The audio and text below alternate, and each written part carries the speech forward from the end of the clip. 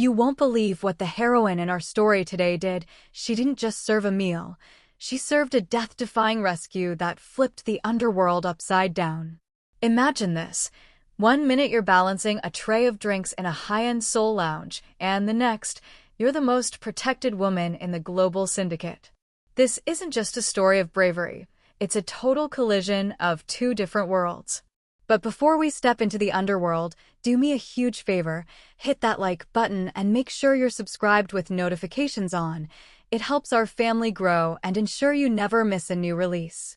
I want this comment section to be buzzing today. Tell me in the comments, where in the world are you tuning in from? And while you're listening, timestamp your favorite parts. If a scene makes you laugh or swoon, let me know right when it happens. Are you ready? Let's get into the story. The gun pressed against Adi's temple was cold enough to make her forget Seoul's winter altogether. Where is he? Park Min-jun's voice had the kind of quiet menace that made hardened criminals wet themselves. They called him the Viper for good reason. He struck fast, struck lethal, and never needed to raise his voice above a whisper. At 32, he'd already consolidated more power than men twice his age, turning his father's empire from profitable to unstoppable. His tailored Tom Ford suit probably cost more than Adi's entire year of tuition, and he wore it while threatening to paint her Gaziwan walls with her brain matter. Adi's, to her credit, was more annoyed than terrified. "If you shoot me," she said in her accented Korean, stirring her ramen without flinching, "you'll never find him. Also, that's extremely rude. I haven't even offered you food." Min-jun's finger twitched on the trigger. Behind him, 3 men in black suits exchanged confused glances. In 15 years of working for the Viper, they'd seen him break arms, crush windpipes, and once feed a traitor's finger to his own goldfish. They'd never seen him look uncertain. "You think this is a joke?" Min-jun leaned closer, and Adi's caught the scent of expensive cologne mixed with something darker, gunpowder, maybe, or the existential dread of a man watching his empire crumble. "My father has been missing for 3 days. You were the last person seen near the collapse site. Talk, or I'll make you wish you'd never left whatever godforsaken." "Nigeria," Adi's interrupted, slurping noodles with the audacity of someone who'd faced worse than death threats, like Nigerian immigration officers during visa renewals. "The word you're looking for is Nigeria. And before you continue with your villain monologue, your father is in the bathroom. He's been in there for 20 minutes. I think the kimchi disagreed with him." The silence that followed could have stopped a heartbeat. Min-jun's men looked at each other. Their boss's gun lowered slowly, his expression cycling through disbelief, rage, and something that might have been hysteria. "My father is in your bathroom?" "Well, it's not my bathroom. It's communal. Floor 3, second door on the left. Though I'd give him a few more minutes." The sounds were concerning. 72 hours earlier. The thing about surviving in Seoul as an African immigrant was that you learned to exist in the margins. Adi's had mastered this art form with the same dedication her mother applied to Sunday church attendance.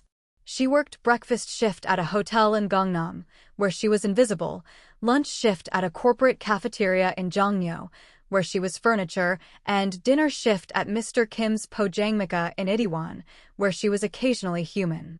November in Seoul bit hard, but not as hard as the memory of her father's funeral 3 years ago. Heart attack at 52, probably from the stress of raising 6 children on a teacher's salary. Adi's had promised him, hand on his too cold forehead, that she'd make something of herself.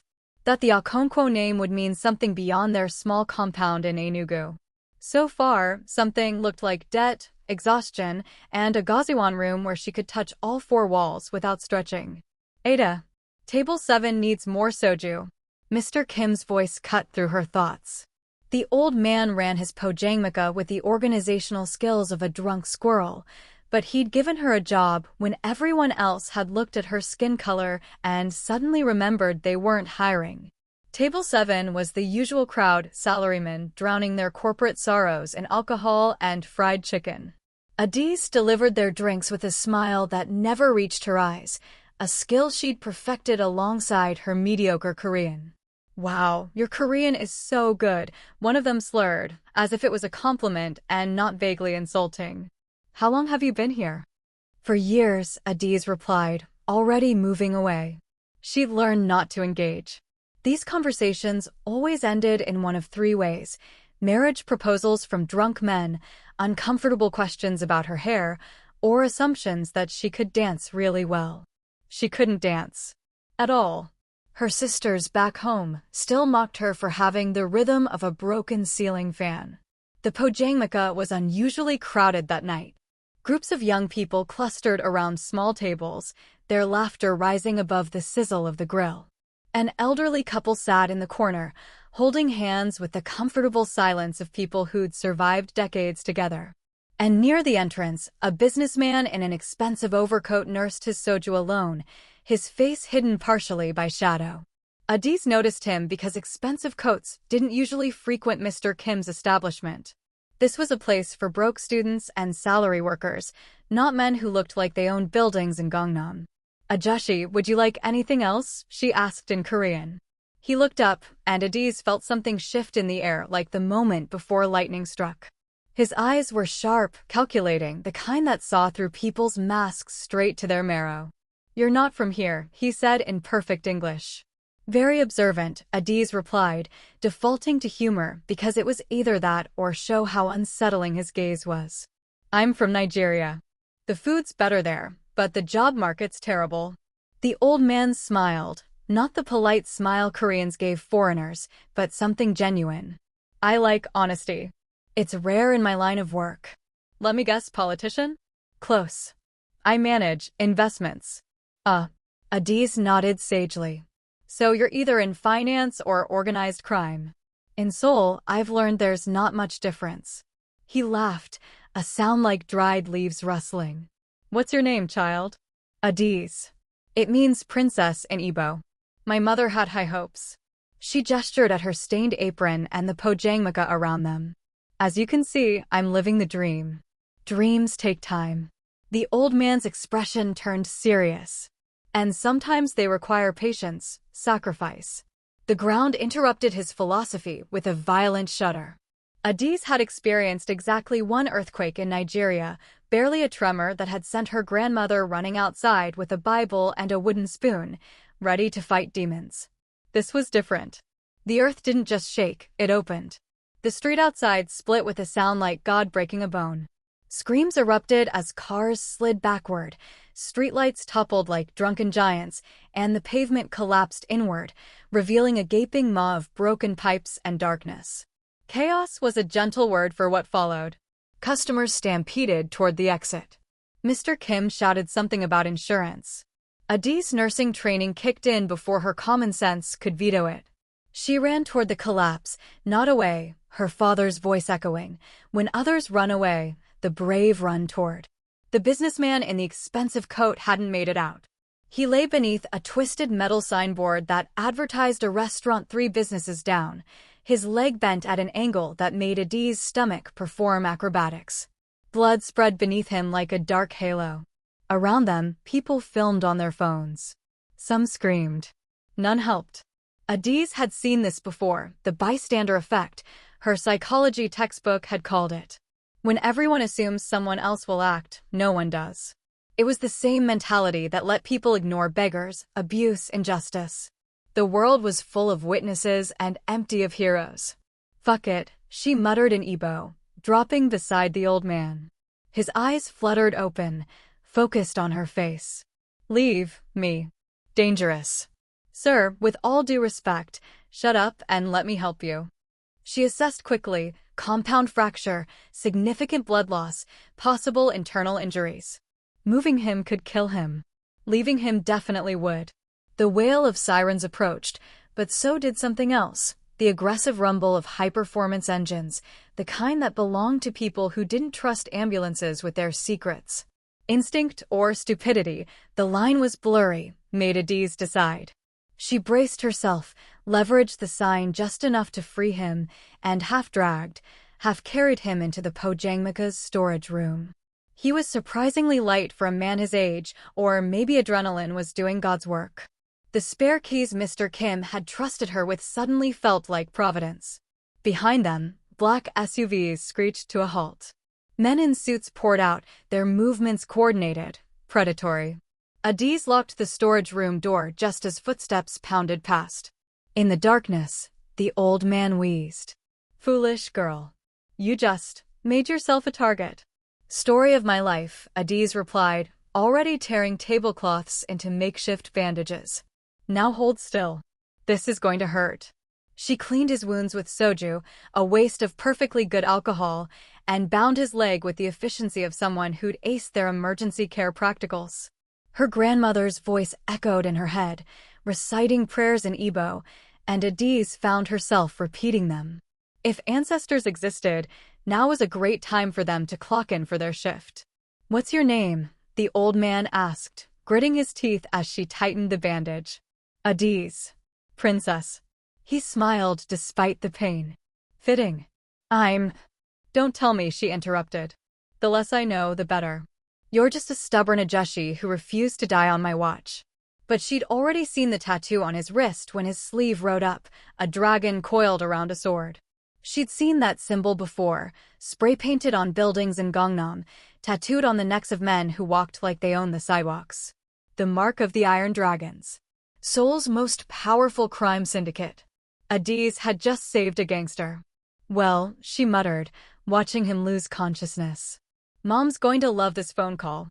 Outside, Seoul continued its indifferent spin, unaware that in a Pojangmaka storage room, a Nigerian waitress had just altered the trajectory of the entire criminal underworld. And somewhere in Gangnam, a son was about to discover his father was missing. The Viper was about to strike. Chapter 2: The Ghost and the Princess. 3 days of hiding a mafia boss in a Gazuan room that barely accommodated one person was an exercise in creative problem-solving and patience Adiz didn't know she possessed. Park Jin-sang, because he'd finally told her his name on day 2, right after she'd threatened to dump him in the Han River if he didn't stop being mysterious, was the worst patient imaginable. He complained about the ramen, too salty, her nursing skills, medical school should refund your tuition, and the size of her room. "I've seen prison cells with better feng shui." "If you hate it so much," Adiz had snapped while changing his bandages, "feel free to leave. I'll even call your enemies for you. Save us both the trouble." He laughed at that, a real laugh that ended in a wince.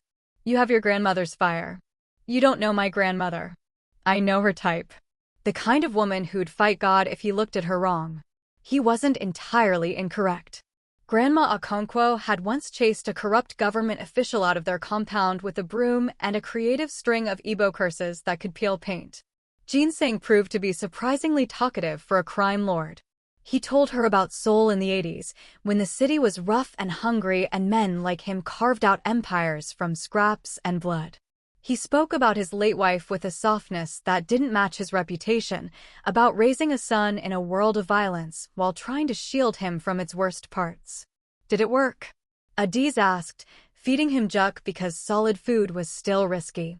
"The shielding?" "No." Jin-sang's expression darkened. "Minjun became harder than I ever was. Smarter too. Colder. The Viper, they call him. He strikes before you see him coming.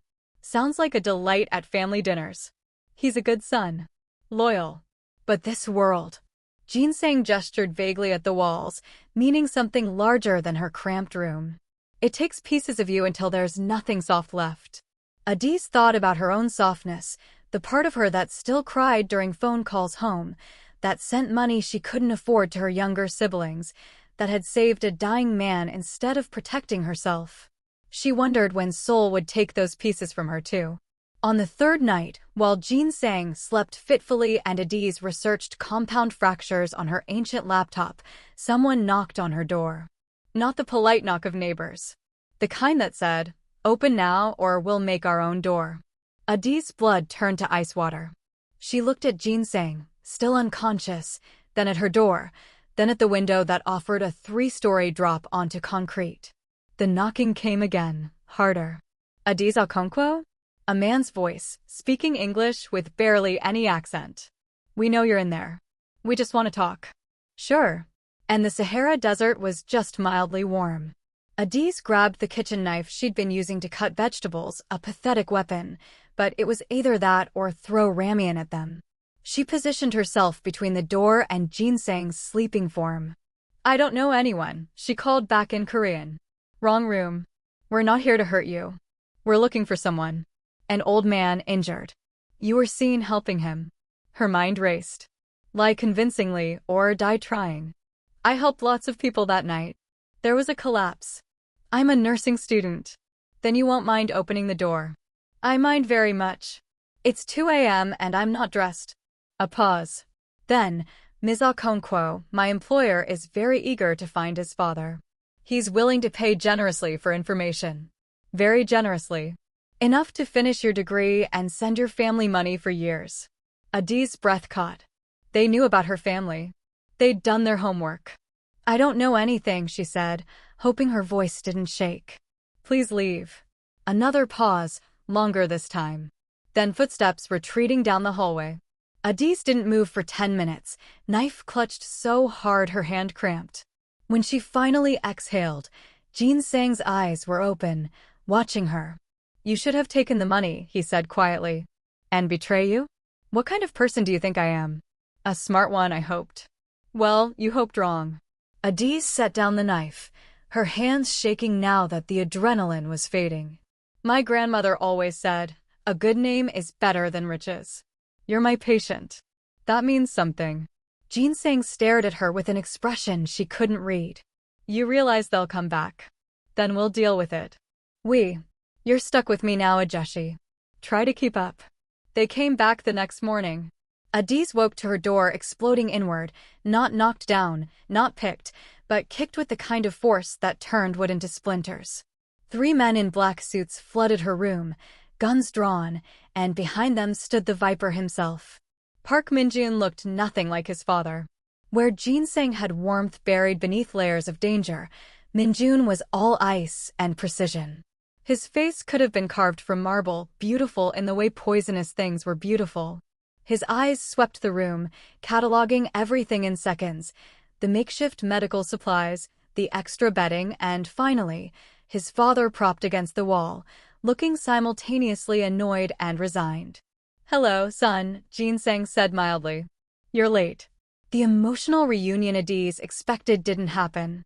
Minjun holstered his gun, adjusted his cufflinks, and said, "Father, you've been difficult to locate. I was resting in a gaziwan that costs less per month than my car's tire rotation." "Your point?" Minjun's jaw tightened, the only crack in his composure. His gaze shifted to Adiz, who was very aware that she was wearing pajamas with cartoon characters on them, and her hair was wrapped in a bonnet that had seen better decades. "You," Minjun said, and the single word carried enough weight to buckle knees. "Kidnapped my father. I saved him." Adiz shot back, her fear converting to indignation like water to steam. "You're welcome, by the way." "Saved him? From what? Medical professionals? Proper security?" "From the men who were looking for him that night. The ones driving around in those ridiculous black cars like they're in a bad movie." Minjun's expression didn't change, but something flickered in his eyes. "Those were my men." "Oh." Adiz blinked. "Well, this is awkward." Jinsang started laughing, actually laughing despite his injuries, and Minjun looked like he wanted to shoot them both.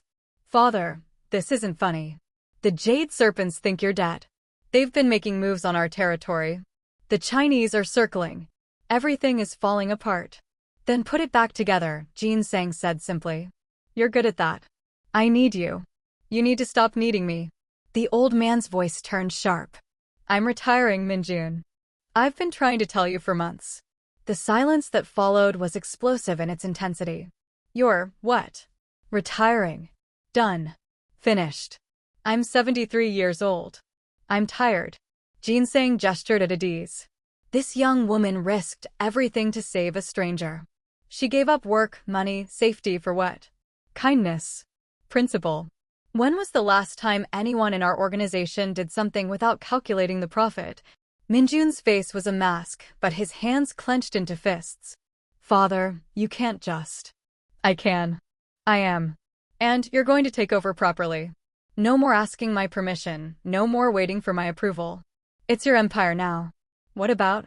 What about what? Loyalty? Tradition? Ginseng's laugh was bitter. This girl showed me more loyalty in 3 days than some men I've known for 30 years. Blood isn't everything, Minjun. Sometimes family is who saves you when everyone else is trying to kill you. He turned to Adiz, his expression softening. Princess, I owe you a debt I cannot repay. You don't owe me anything. Traditionally, such a debt would be settled by binding our families. Since I'm too old and you're too young and probably too smart, I offer this instead. He looked at Minjun. She's family now. Under my protection. Under our protection. Minjun's jaw could have cracked concrete. You're claiming her as my daughter-in-law. The world stopped. Adiz's brain short-circuited. I'm sorry, what? Not literally, Ginseng clarified, though his smile suggested he was enjoying this too much. But in every way that matters. She saved my life. That makes her blood by honor. Your responsibility now. Absolutely not, Minjun said flatly. Father, this is insane, Minjun and Adiz said simultaneously, then glared at each other. It's decided. Ginseng settled back with the finality of someone who'd just moved all his chess pieces into place. Adiz Okonkwo is under the protection of the Iron Dragons. Anyone who touches her answers to me. And when I'm gone, he pinned his son with a look, they answer to you. Adiz found her voice. I don't need protection. I need to not be involved in organized crime. Too late. Ginseng smiled. You involved yourself when you saved me. Welcome to the family, princess. Minjun looked at her with an expression that promised future murder. Adiz looked back with an expression that promised she'd fight him every step of the way. Neither of them knew they were staring at their destiny. Chapter 3. The Viper's Reluctant Shadow. Living under Mafia protection, Adiz quickly discovered, was less glamorous criminal lifestyle and more suffocating surveillance with expensive gifts. The day after Ginseng's declaration, she woke to find her Gazuan room had been upgraded. 2 of Minjun's men stood guard in the hallway. Her landlord had suddenly received 6 months' advance rent. She didn't want to know from where. And sitting on her tiny desk was a new laptop, not ancient, not second-hand, but brand new, probably worth more than her organs on the black market. There was a note attached in precise handwriting, for your studies. Don't lose it. PMJ. Adiz had briefly considered throwing it out the window on principle, but pragmatism won. Her old laptop had been held together by prayer and duct tape. Still, accepting gifts from the Mafia felt like a slippery slope greased with blood money. The real problem started when she tried to go back to work. Absolutely not, Minjun said when she showed up at the hotel for her breakfast shift. He'd appeared out of nowhere, a skill apparently required for all dramatically brooding crime lords, looking irritated and too handsome for 6 a.m. His suit probably cost more than the hotel's annual revenue. You can't stop me from working, Adiz said, tying her apron with aggressive efficiency. I can. And I am. On what grounds?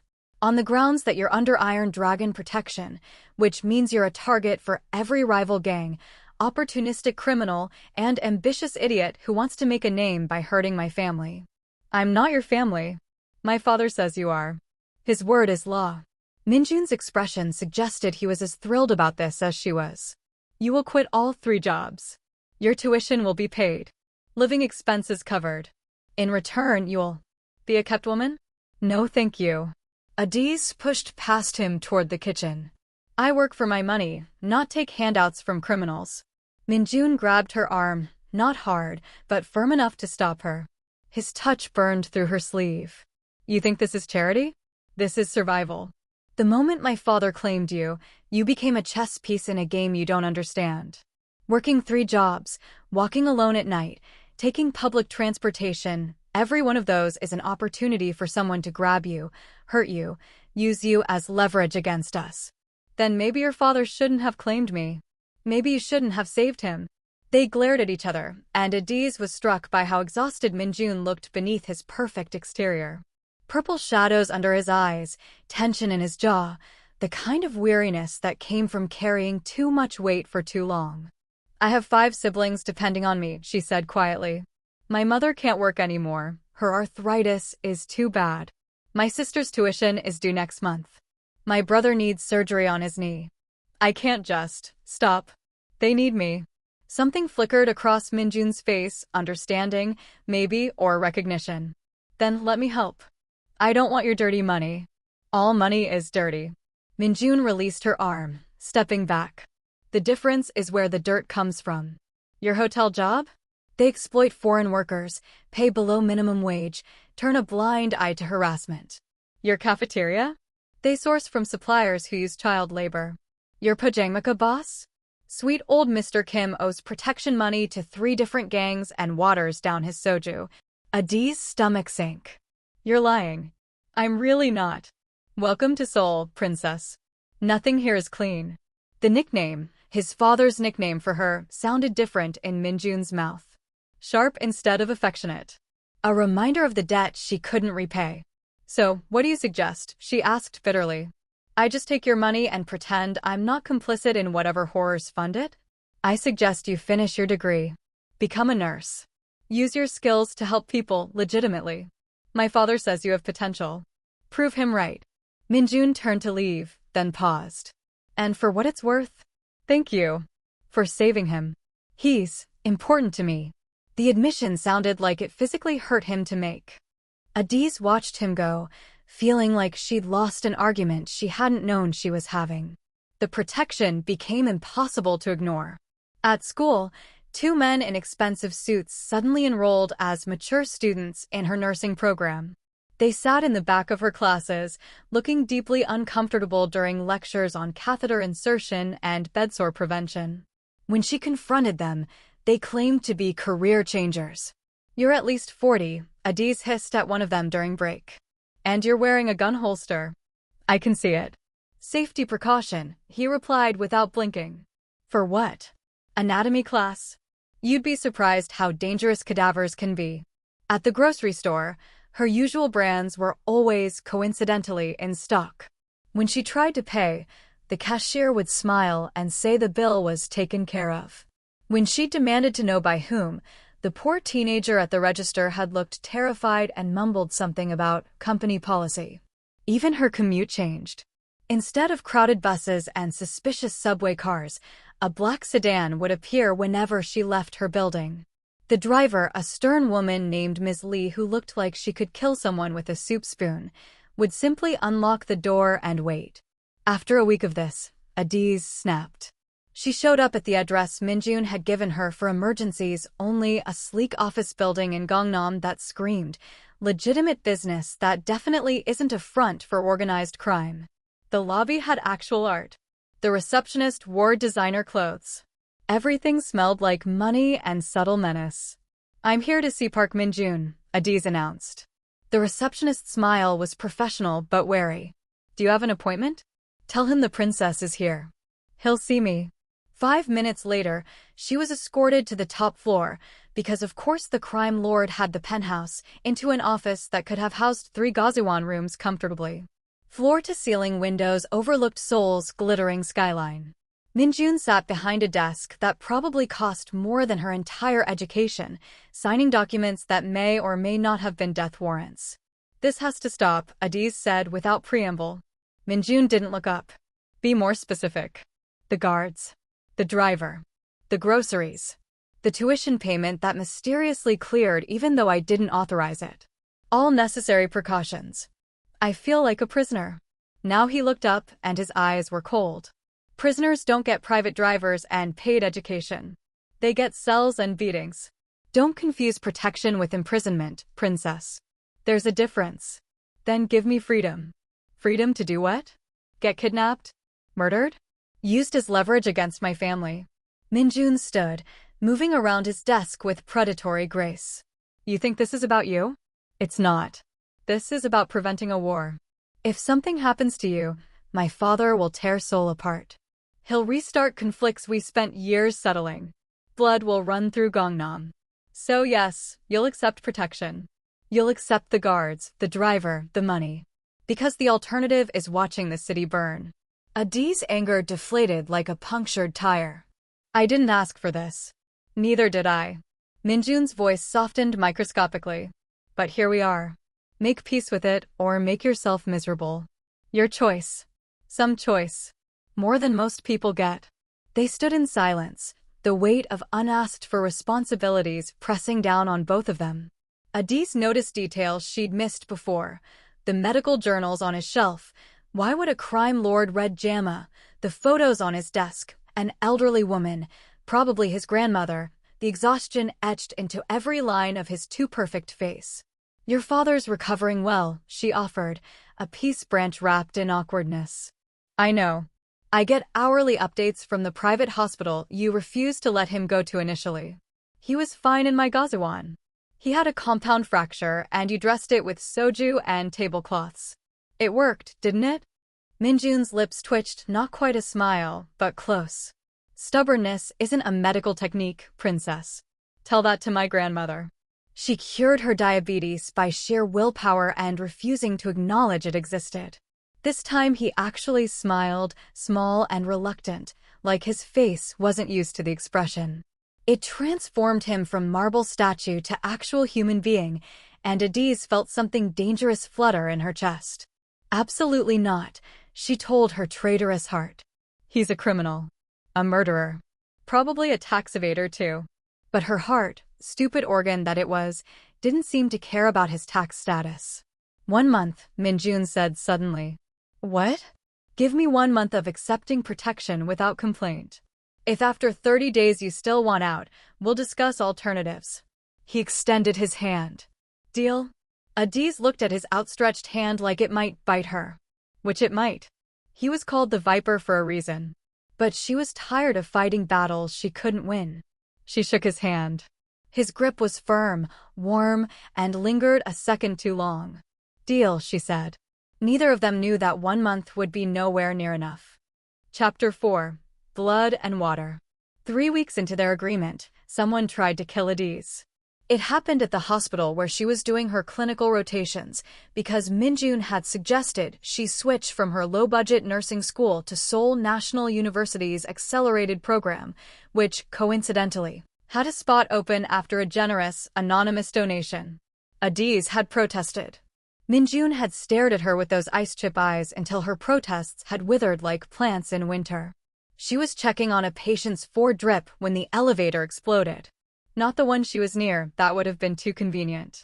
The explosion rocked the 4th floor, sending equipment crashing and patients screaming. Adis' training kicked in before her fear could catch up.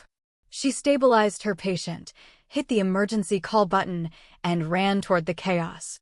The hallway was a war zone of smoke and debris. The elevator doors were twisted metal, belching black smoke. People were screaming, running, bleeding. And in the stairwell, moving with purposeful calm against the fleeing crowd, were 3 men in maintenance uniforms who definitely weren't maintenance workers. Adis recognized that predatory walk, the same one Minjun's guards had. These men were hunters. They were looking for something. Looking for someone. One of them locked eyes with her. Smiled. Reached inside his uniform. Adis didn't wait to see what he was reaching for. She bolted. Her grandmother had always said she'd inherited her grandfather's running speed. The man had been legendary in their village for outpacing police during protests. Adis had thought it was family mythology. Apparently not. She flew down the hallway, crashed through a supply room door, and immediately regretted every life choice that had led her to this moment. The supply room had 1 exit, the door she'd just come through. Brilliant tactical planning, Ada. Really top-notch. The door opened. The man who entered wasn't dressed like maintenance anymore. He ditched the uniform for a casual jacket that couldn't quite hide the gun in his waistband. He was young, mid-20s maybe, with a scar cutting through his eyebrow and a smile that promised pain. "Adis Okonkwo," he said in Korean, then switched to English. "The African princess. The Viper's weakness." "I'm nobody's weakness," Adis replied, gripping a metal 4 stand like a weapon. "And you've got the wrong person. We've got exactly the right person. The Jade Serpents send their regards." The Jade Serpents. Jinseng had mentioned them, a Chinese-Korean gang that had been challenging Iron Dragon territory for years. Apparently, they'd decided kidnapping was a valid business strategy. "Your bosses are going to be very disappointed," Adis said, trying to keep her voice steady. I'm not worth starting a war over. That's where you're wrong. The man advanced slowly, enjoying her fear. Park Jin-sang announced his retirement last week. Left everything to his son. But the Viper has a reputation, cold, heartless, impossible to manipulate. Until you. I'm not. The old man claimed you as family. The son pays your tuition, guards your building, personally selected your school program. His smile widened. For a man who supposedly has no weaknesses, he's showing remarkable interest in keeping you alive. Adi's mind raced. Was it true? Did Minjun actually care, or was she just a symbolic gesture to honor his father? Does it matter right now? Survive first, psychoanalyze later. If you hurt me, she said, channeling every confident woman who definitely has a plan energy she could muster, the Viper will destroy you. All of you. Your families. Your operations. Your favorite restaurants. He's very thorough. The man laughed. That's what we're counting on. A gang war means opportunities. Territories change hands. We take what we want while the Iron Dragons are busy bleeding. He pulled the gun. Adiz swung the four-stand. It connected with his wrist, not hard enough to disarm him, but enough to throw off his aim. The gun fired wild, shattering bottles of saline solution. Adiz didn't wait to see where the bullet went. She charged, using the four-stand like a lance, and caught him in the solar plexus. Years of carrying heavy trays, wrestling with uncooperative medical equipment, and surviving Lagos had made her stronger than she looked. The man doubled over. Adiz brought her knee up into his face, a move her brother had taught her, back when he was still annoying her about self-defense, and felt the satisfying crunch of contact. She ran. The hallway was still chaos, but now security was arriving, along with the unmistakable presence of Minjun's people. She spotted Ms. Lee, the driver, moving through the crowd with lethal efficiency, and two of the mature students from her nursing class. Princess. Ms. Lee grabbed her arm. Are you hurt? No, but there are 3. We know. They're being handled. Ms. Lee's expression was grim. Boss is on his way. You need to. The second explosion cut her off. This one was bigger, louder, and much closer. The building shook like a dog shedding water. Windows shattered. Ceiling tiles rained down like apocalyptic confetti. Through the smoke and chaos, Adiz saw him, Park Minjun, moving through the destruction with the calm of someone walking through a garden. His suit was perfect despite the chaos. His eyes were twin points of fury that could have melted steel. He saw her.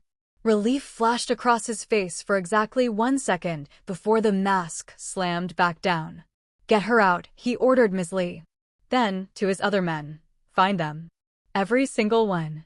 I want them alive. Alive, Adiz noted. Which was somehow worse than dead. She didn't want to know what Minjun did to people who threatened his assets. His assets. Because that's what she was. An investment. A symbol. Not a person. The thought hurt more than it should have. Minjun's emergency safe house turned out to be a penthouse apartment that could have hosted a small wedding. Floor-to-ceiling windows, imported furniture, a kitchen that had probably never seen actual cooking. It was sterile, perfect, and utterly soulless, just like its owner. Adiz sat on the leather couch while a private doctor checked her over. No injuries beyond bruises and a scraped knee. Lucky, the doctor said.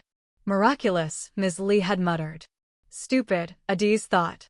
She'd been stupid to think she could exist in Minjun's world without consequences. The door opened.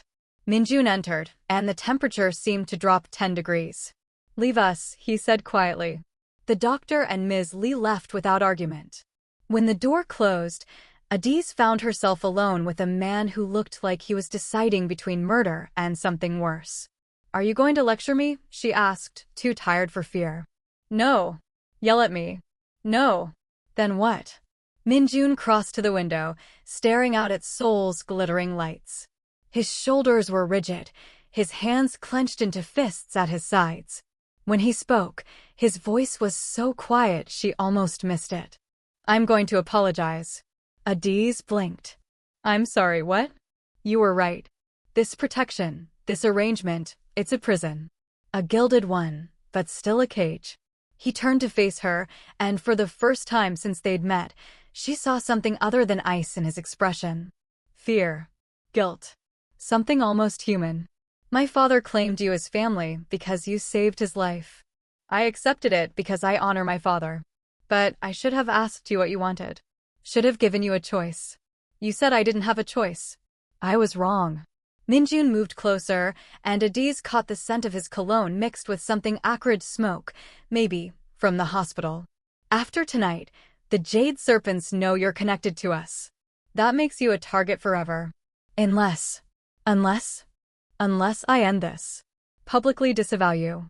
Announce you were a temporary arrangement, now concluded. It would be messy, require some theater, but it's possible. You could go back to your life. Different school, different district, maybe even different country if you wanted. I'd provide resources. Resources, Adiz echoed flatly. Enough to finish your degree anywhere. Support your family. Start over, safely, away from all this. It was everything she'd wanted. Freedom. Distance from the criminal underworld. A chance to reclaim her life. So why did the offer feel like a knife between her ribs? And if I stay? The words came out before her brain could vet them. Minjun's expression shuddered. Then the targets get bigger. More enemies will come. The Jade Serpents were just the beginning. Every gang that wants to challenge the Iron Dragons will see you as the easiest way to hurt us. That's not what I asked. Then what are you asking? Adiz stood, moving until they were inches apart. She had to tilt her head back to meet his eyes. He was taller than she'd realized, or maybe she'd never stood this close before. I'm asking what happens if I stay. To me. To you. To whatever this is. This is a business arrangement. Bullshit. The English word cut through the tension like scissors through silk. You personally chose my school program. You read medical journals, I saw them in your office. You pay attention to details about my life that you don't need to know. So I'm asking, what happens if I stay? Minjun's jaw clenched. You'll be in constant danger. I'm Nigerian. Danger and I are old friends. You'll be watched, restricted, controlled. We'll negotiate terms. You'll be tied to a criminal organization. All money is dirty. You said so yourself. Adiz took a breath. Your father saved me too, you know. Not physically, but I was drowning here. Working myself to death, invisible, exhausted. His declaration, it gave me options I never had. Maybe it was selfish. Maybe it was manipulative. But it was also the first time since I came to Seoul that someone saw me as more than cheap labor or a curiosity. My father is sentimental. And what's your excuse? The question hung between them like a lit fuse. Why do you care so much about keeping me alive? Minjun stared at her, and Adiz watched a war play out behind his eyes. Whatever he was about to say, whatever truth he was considering, got swallowed by his carefully constructed control. Because you saved my father, he said finally. And I honor my debts. It wasn't the truth. They both knew it. But it was what he could offer right now. Adiz nodded. Okay, I'll stay. On my terms. I finish my degree. I choose my own specialty. I work where I want, real work, helping people, not just sitting pretty in a penthouse. And you. She poked his chest with one finger. You stop treating me like a problem to solve or an asset to protect. I'm a person. Treat me like one. And if I can't guarantee your safety, then teach me to guarantee my own. Minjun's eyes widened fractionally. Probably the closest thing to shock his face was capable of expressing. You want combat training? I want to not be helpless when someone points a gun at me. I want to fight back. I want to be dangerous. Adiz smiled, and it wasn't gentle. Your father called me princess. Maybe it's time I became a warrior princess instead. For a long moment, Minjun just looked at her. Then, slowly, something changed in his expression. The ice cracked. Underneath was something warm, complicated, and terrifying in its intensity. You're insane, he said. You're a crime lord. Fair point. So do we have a deal? Minjun extended his hand, just like he had in his office. But this time, when Adiz took it, the handshake felt less like a business transaction and more like a promise. Deal, he said. Welcome to the family, princess. The real one this time. Adiz smiled. Try not to get me killed. No promises. Outside, Souls sparkled like scattered diamonds. Inside, two people who should never have met began figuring out how to exist in each other's worlds. It was messy, complicated, possibly stupid, but it was theirs. Chapter 5: The Princess and the Viper. 6 months later, Adiz learned that falling in love with a crime lord was less romantic tragedy and more exhausting comedy of errors with occasional violence.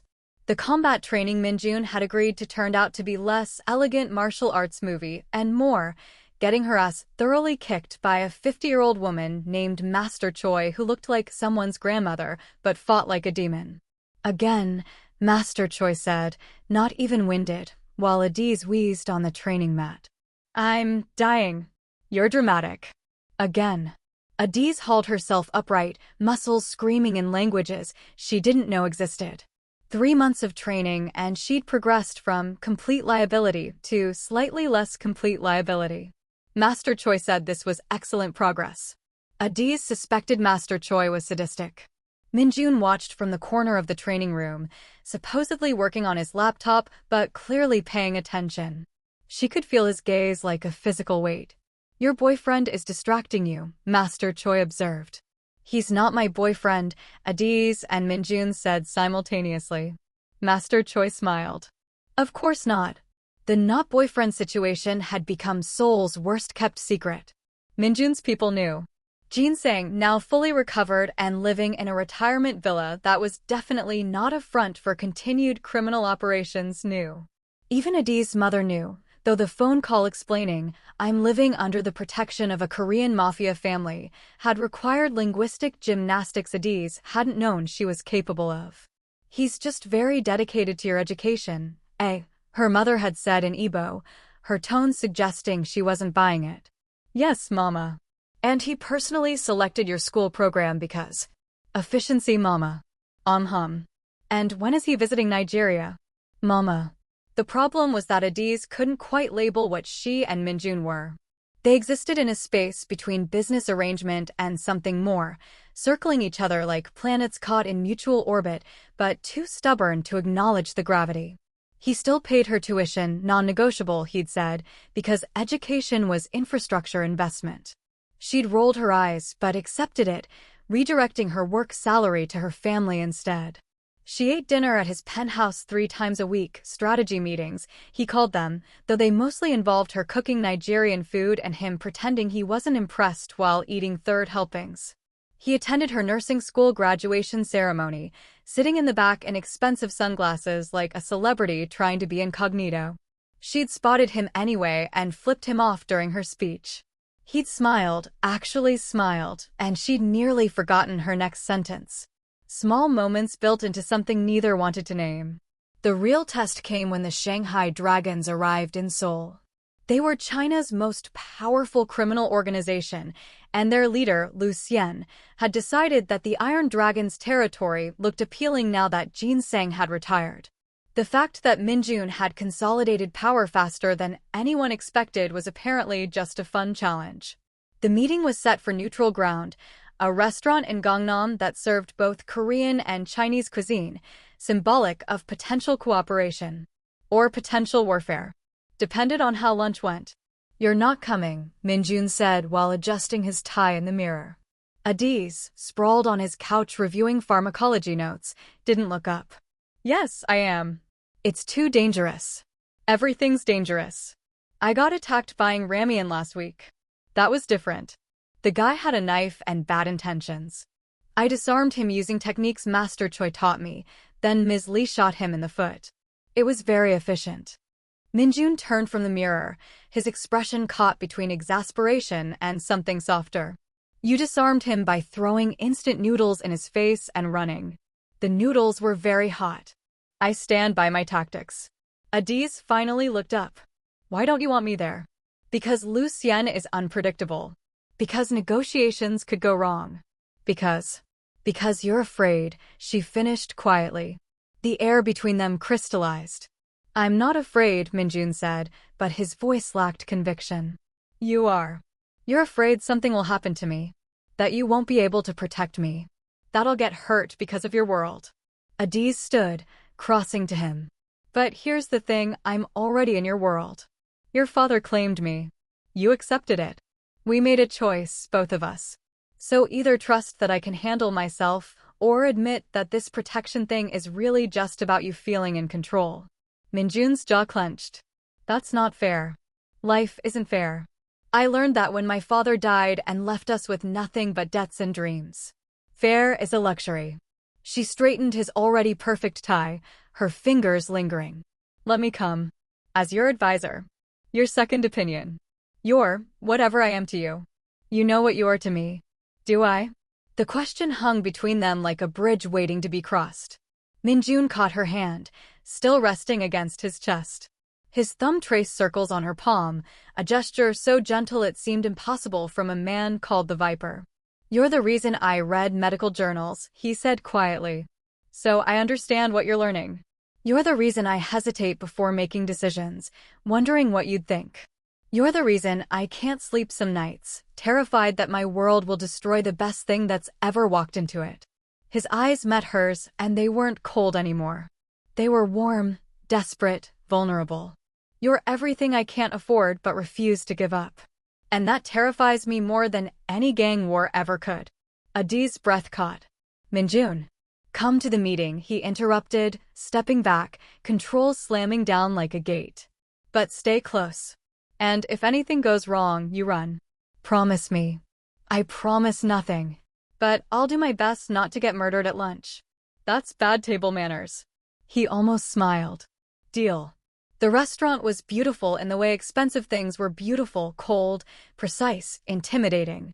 Lu Xian was already seated when they arrived, flanked by bodyguards who looked like they ate steroids for breakfast. Lu himself was older than Minjun, mid-40s, maybe, with silver threading through his black hair and eyes that calculated everything. When Adiz entered with Minjun, those eyes sharpened with interest. Park Minjun, Lu said in Mandarin, which a translator immediately converted to Korean. And you've brought a guest. How unexpected. Lu Xian. Minjun's bow was perfectly calibrated, respectful but not submissive. This is Adiz Okonkwo, my father's adopted daughter. Family. The emphasis on family was deliberate. A statement, she's under protection. Touch her and die. Lu's smile didn't reach his eyes. The famous African princess. I've heard stories.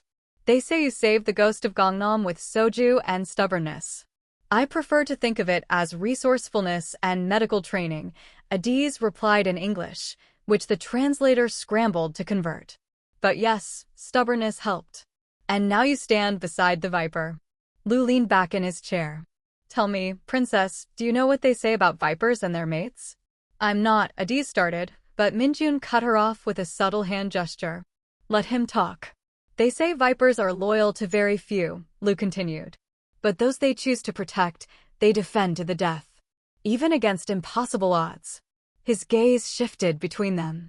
I wonder, what would the Viper do if someone threatened his princess? The temperature in the room dropped. Minjun's expression didn't change, but something shifted in his posture, a coiling, a preparation. That's not a hypothetical you want to test. Isn't it? Lu signaled to one of his men, who placed a photograph on the table. It showed Adiz leaving her nursing school, unaware she was being watched. Your security is good, but not perfect. Neither is hers. Adiz stared at the photo, her blood turning cold.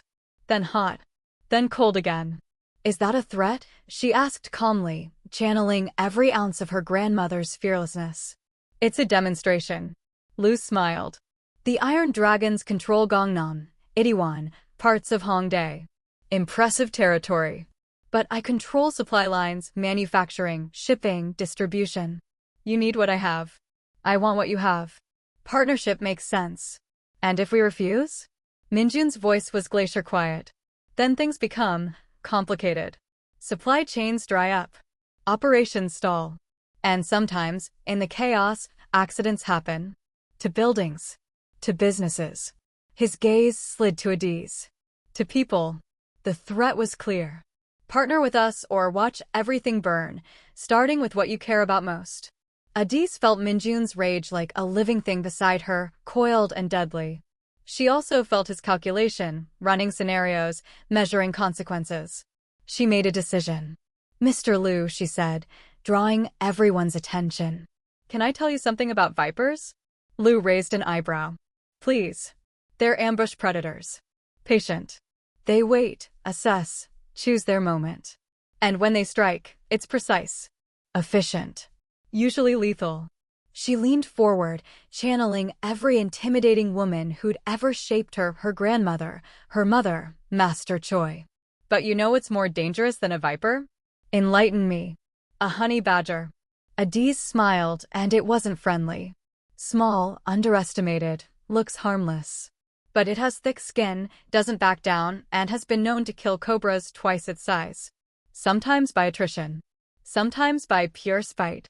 Liu's expression flickered, confusion, maybe, or amusement.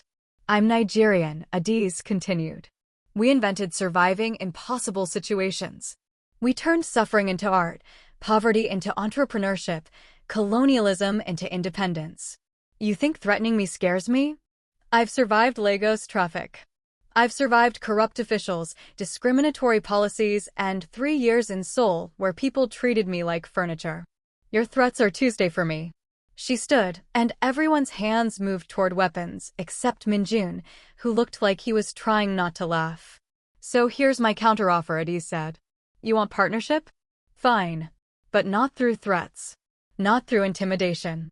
You present a fair deal, actual numbers, real terms, mutual benefit. We review it. We negotiate like civilized criminals. And you leave the princess out of your power plays, or I promise you, she leaned down, meeting Liu's eyes, you'll discover that honey badgers are much harder to kill than they look. Silence.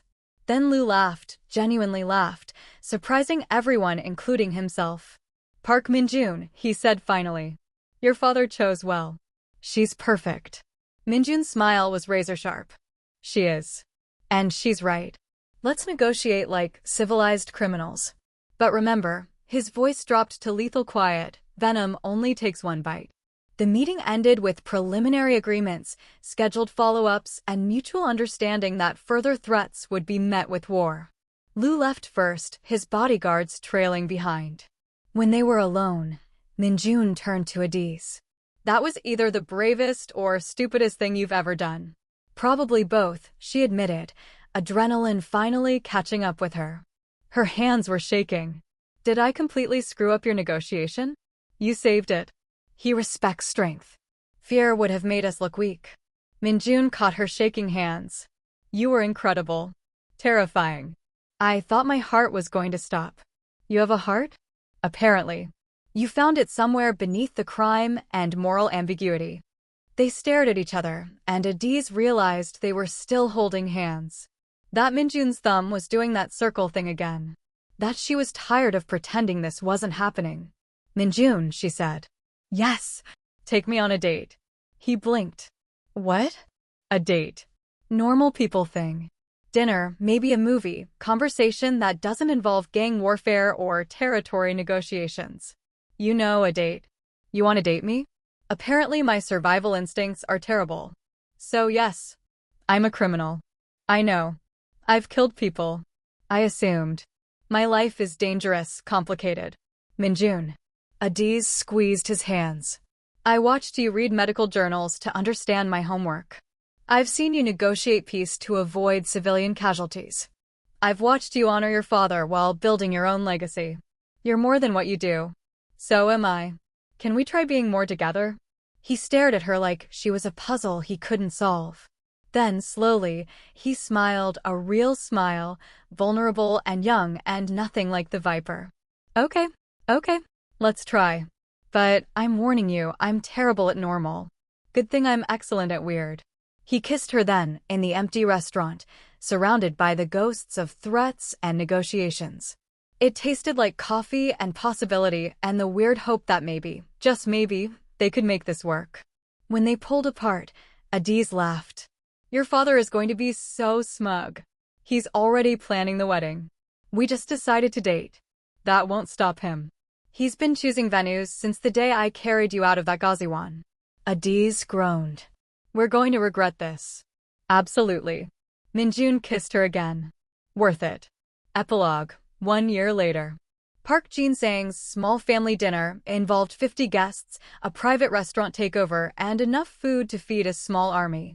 Adiz had given up protesting his idea of small somewhere around the ice sculpture of her and Minjun. "This is excessive," she muttered to Minjun, who looked unbearably handsome in his suit. "This is my father showing restraint. Be grateful he didn't hire a mariachi band. We're in Korea. That wouldn't stop him." Jin-sang stood to give a speech, his eyes bright with health and mischief. 1 year ago, a foolish old man collapsed in the street. A brave young woman saved him. Today, we celebrate not just their meeting, but what it taught us. Family isn't always blood. Sometimes it's choice. Sometimes it's a stubborn Nigerian nurse who refuses to let you die peacefully. Laughter rippled through the crowd. "Minjun," Jin-sang continued, turning to his son. "You've led our family well. Made hard choices. Built bridges I never could. But your best decision was recognizing what I saw from the beginning, that Adiz is more than we deserve, and exactly what we need." Minjun stood, pulling Adiz up with him. "Father, you're embarrassing her." "That's my right as a grandfather." "We're not," Adiz started, then stopped. "Wait, grandfather?" Jin-sang's smile could have lit Seoul. Perhaps prematurely optimistic. "But I have faith." Minjun's hand found Adiz, squeezing gently. "One step at a time, father. I'm 74.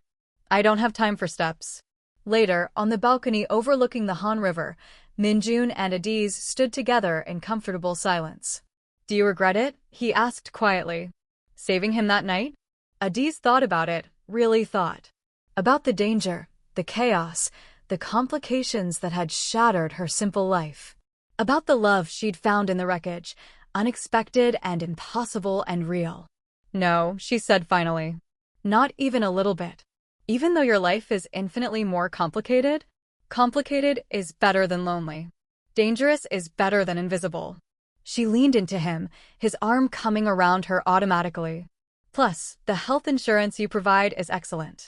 Have you seen the coverage? It's criminal. Everything about me is criminal. Lucky for you, I have terrible taste in men." He kissed the top of her head, laughing.